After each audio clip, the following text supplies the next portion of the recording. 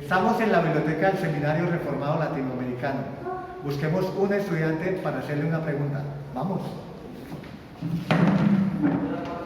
Andrés, buenos días. Hola Leo, bendiciones, ¿cómo estás? Bien, ¿y tú? Bien, gracias a Dios. Te quiero hacer una pregunta. ¿Tú tienes libre albedrío para buscar a Dios? Pues no, Leo. Te invito a que veamos un video donde nos traerá claridad sobre este tema. ¡Vamos! Vamos.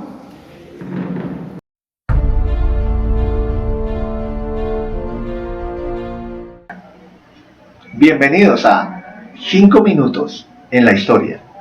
Este video se hace para el Seminario Reformado Latinoamericano en la asignatura de Soteriología.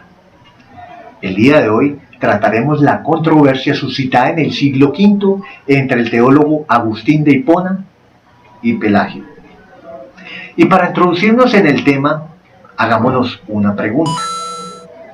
¿Tiene el hombre, el ser humano, la capacidad de buscar a Dios? Miremos qué pensaba brevemente Agustín y Pelagio.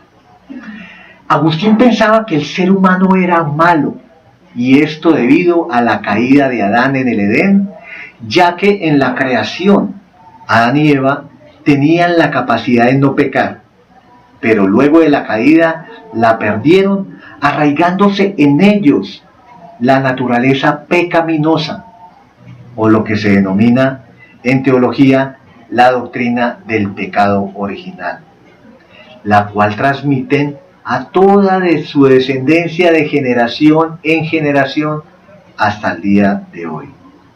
Sí, nosotros actualmente estamos manchados con el pecado original transmitido desde nuestros padres Adán y Eva. Después de la caída, el libre albedrío del ser humano solo lo lleva a pecar, solo lo inclina hacia el mal. Debido al estado lamentable del ser humano, es necesario que Dios otorgue su gracia para la salvación, de manera que pueda reaccionar a esta gracia de forma voluntaria, sin que se violente su libre albedrío. ¿Qué pensaba Pelagio? El pensamiento de Pelagio subyace en la idea del libre albedrío que le permite de manera voluntaria escoger entre el bien o escoger entre el mal, capacidad que sigue teniendo actualmente después de la caída. Él pensaba que la caída de Adán en el Edén solo lo había afectado a él y que todo ser humano que nace tiene la misma capacidad de no pecar, por lo que no existe ninguna naturaleza pecaminosa. Pelagio negaba la doctrina del pecado original. Por esa razón, si alguien pecaba, se debía a su voluntad y no a su naturaleza pecaminosa. Pelagio del todo no desconocía la gracia, sino que la concebía desde otra perspectiva diferente a Agustín. Para Pelagio, la gracia de Dios era el don y el favor al ser humano, tal como la vida, la inteligencia, el libre albedrío, la capacidad de no pecar, entre otras. ¿Qué sucedió entonces en la controversia? La controversia comienza en Roma en el año 405, cuando Pelagio escucha la famosa frase de Agustín: Señor, da lo que mandas y manda lo que quieras. Al oírla, Pelagio se puso furioso, porque él pensaba que el ser humano podía cumplir la voluntad de Dios sin su ayuda. Pues si no tiene la capacidad, ¿cómo puede exigirle e inculparle de pecado? A través de la controversia se sumaron otros personajes que aportaron y ayudaron a la propagación de cada pensamiento.